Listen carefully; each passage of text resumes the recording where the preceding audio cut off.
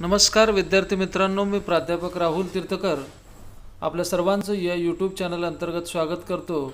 आज आपण पाहणार आहोत रिझोल्यूशन ऑफ ए फोर्स। आता आपण पाहूयात what is resolution of a force. आपल्याला परीक्षेमध्ये एखादा प्रश्न विचारला जातो, रिझॉल्व ए फोर्स। आता what is resolution of a force? Resolution of a force म्हणजे काय? It is the process of dividing a force into number of forces without changing its effect. म्हणजे काय? एखाद्या फोर्सचा इफेक्ट जो काही बॉडीवर होणार आहे तो इफेक्ट चेंज न होता त्या फोर्सचे काय करायचे? नंबर ऑफ कॉम्पोनंट्स काढणे किंवा स्प्लिट करायचं त्या फोर्सला, वेगवेगळ्या डायरेक्शनमध्ये स्प्लिट करायचं। दिस स्प्लिटिंग ऑफ ए फोर्स और dividing A force into number of forces is nothing but resolution of a force. काय आहे? Resolution of a force is nothing but the process of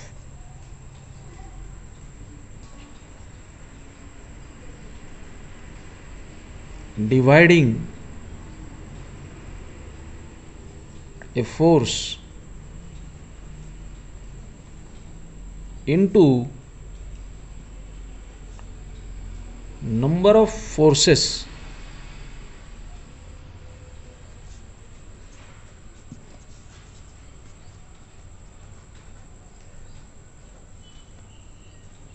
without changing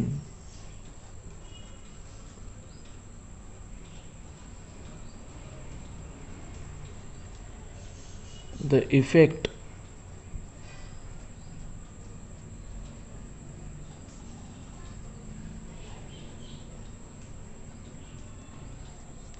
is nothing but resolution of a force। मग हे resolution of a force जे आहे ते दोन प्रकारे केलं जातं। कोणत्या दोन प्रकारात? पहिला जो आहे resolution of a force into two perpendicular components. एखादा फोर्स आपण दोन प्रकारे रिझॉल्व करू शकतो। कसं? तर पहिला जो आहे that is resolving a force.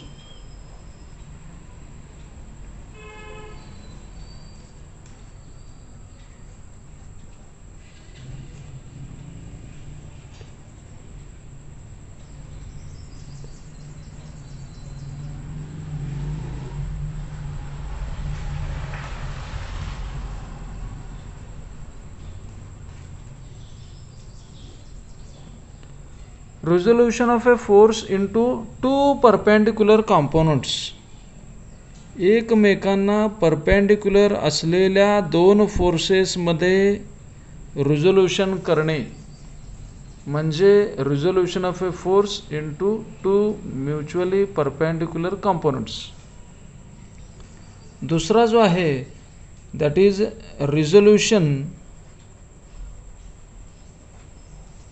Of force into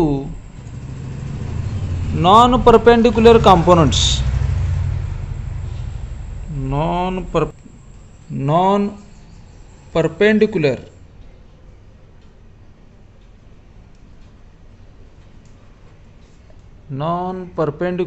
components।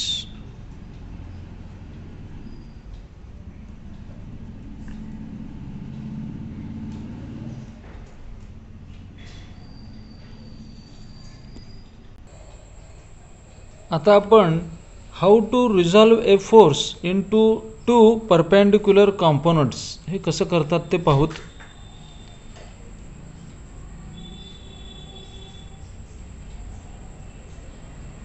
Suppose this is a force F. हा फोर्स एफ आहे आणि आपण हा फोर्स काय करणार आहे? रिझॉल्व करणार आहे। रिझॉल्व करणार आहे म्हणजे काय? Dividing A force into number of forces without changing the effect of force. या फोर्सचे दोन वेगवेगळे कॉम्पोनंट आपण काढणार आहेत आणि ते कॉम्पोनंट आता कसे असणार आहेत, एकमेकांना परपेंडिक्युलर असणार आहेत. कारण का, we are resolving this force F into two mutually perpendicular components. एकमेकांना परपेंडिक्युलर असलेले फोर्स एफचे आपण कॉम्पोनंट काढणार आहे. Suppose this force F is acting at point O. मग मी काय करणार, पॉईंट ओ मधून एक्स ॲक्सिस आणि वाय ॲक्सिस काढणार. का, तर मला या फोर्सचे परपेंडिक्युलर कॉम्पोनंट्स काढायचे आहे. मग फोर्सचे परपेंडिक्युलर कॉम्पोनंट्स काढण्यासाठी मी पॉईंट ओ मधून एक एक्स ॲक्सिस काढणार आणि पॉईंट ओ मधून एक वाय ॲक्सिस काढणार. आता विद्यार्थी मित्रांनो, हा एक्स ॲक्सिस आणि हा वाय ॲक्सिस हे एकमेकांना परपेंडिक्युलर आहेत. म्हणजे फोर्स एफचे एक्स ॲक्सिसमध्ये असणारा फोर्स आणि फोर्स एफचा वाय ॲक्सिसमध्ये असणारा फोर्स हे दोन्हीही फोर्सेस कसे असणार आहेत, एकमेकांना परपेंडिक्युलर असणार आहेत. मग आपण काय करणार, तर या फोर्सचे दोन म्युच्युअली परपेंडिक्युलर कॉम्पोनंट्स काढणार. Suppose this force F is making an angle of theta with x axis. Force एफनं एक्स ॲक्सिस बरोबर थीटा इतका अँगल केलेला आहे. तर मग आपण काय करणार, फोर्स एफचा एक्स ॲक्सिसवरील कॉम्पोनंट, आता फोर्स एफ हा पॉईंट ओ भोवती ॲक्ट होतोय, त्यामुळं मी एक्स ॲक्सिसवर येणार आणि पॉईंट ओ पासून हा फोर्स एफ जो आहे तो दूर जातोय पहा. म्हणजे हा कसला फोर्स आहे, पुल. मग मी एक्स ॲक्सिसवर येणार आणि पॉईंट ओ पासून दूर जाणार. एक्स ॲक्सिसवर पॉईंट ओ पासून जर मला दूर जायचं असेल तर मी इकडं जाणार आणि बाण असा असेल, एरो असा असेल, त्याला म्हणणार मी एफ. हा फोर्स पॉईंट ओ पासून दूर जातोय म्हणजे तो पण पुलच आहे. तर हा फोर्सनं एक्स ॲक्सिस बरोबर या फोर्स एफनी एक्स ॲक्सिस बरोबर जो अँगल केलेला आहे तो थीटा आहे. त्यामुळे मी काय करणार, एफ कॉस थीटा लिहिणार, एफ कॉस थीटा. तर फोर्स एफचा एक्स ॲक्सिसवरील कॉम्पोनंट एफ कॉस थीटा. आता तसंच सिमिलरली ऑन वाय ॲक्सिस, समजतंय का पहा. फोर्स एफचा आपण एक्स ॲक्सिसवरील कॉम्पोनंट कसा काढला, फोर्स एफ पॉईंट ओवरती ॲक्ट होतोय, पॉईंट ओ पासून दूर जातोय, त्यामुळं मी ही एक्स ॲक्सिसवर पॉईंट ओ पासून दूर जाणार. दूर जात असल्यामुळं मी हा ॲरो मार्क असा घेतला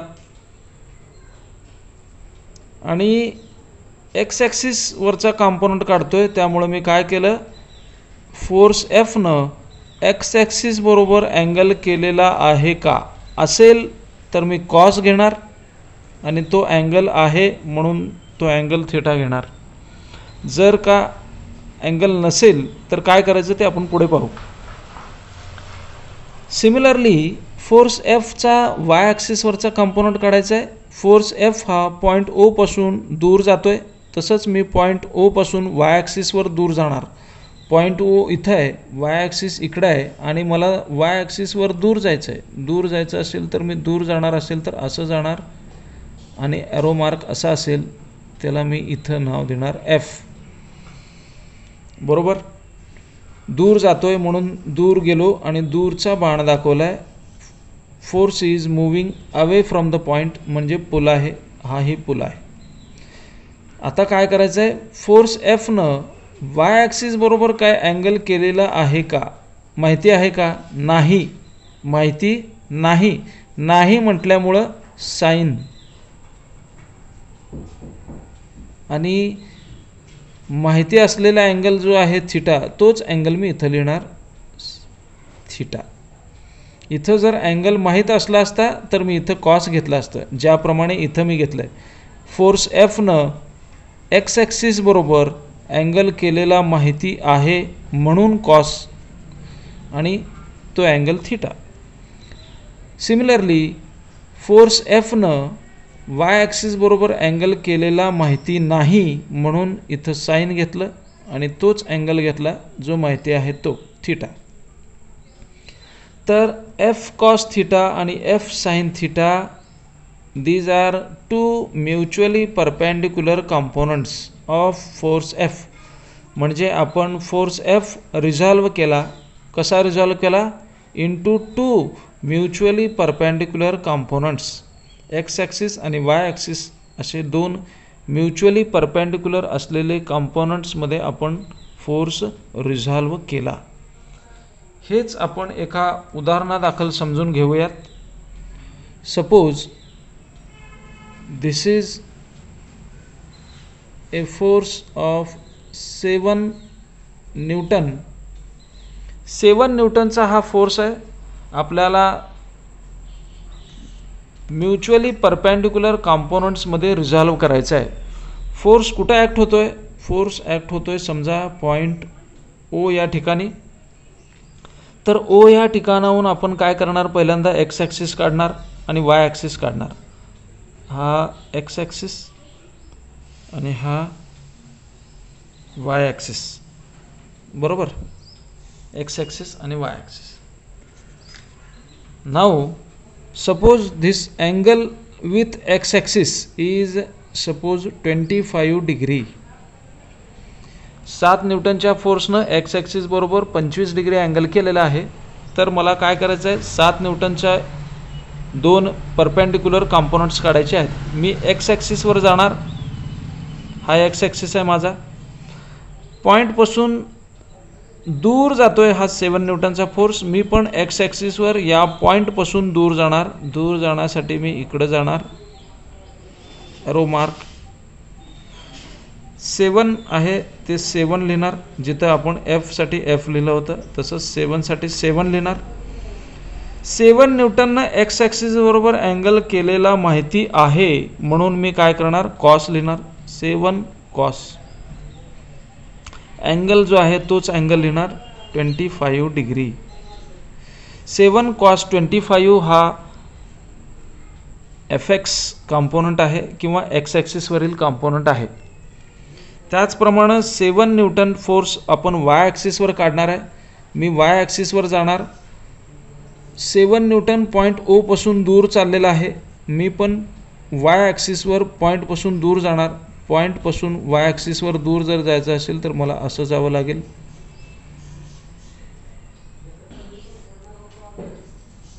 आता 7 न्यूटन आहे म्हणून मी इथंही 7 लिहिणार. 7 न्यूटननं वाय ॲक्सिस बरोबर अँगल केलेला आता इथं दिलेलं नाही आहे इथं. त्यामुळं मी साइन लिहिणार आणि तोच अँगल मी इथं लिहून टाकणार 25. तर 7 न्यूटनचा वाय ॲक्सिसवरील कॉम्पोनंट आहे 7 साइन 25. या एक्स ॲक्सिसवरच्या कॉम्पोनंटला आपण Fx म्हणणार आणि हा वाय ॲक्सिसवरचा कॉम्पोनंट आहे म्हणून याला आपण काय म्हणणार? Fy. These are the two components which are mutually perpendicular with each other. This process is called as resolution of a force into two mutually perpendicular components.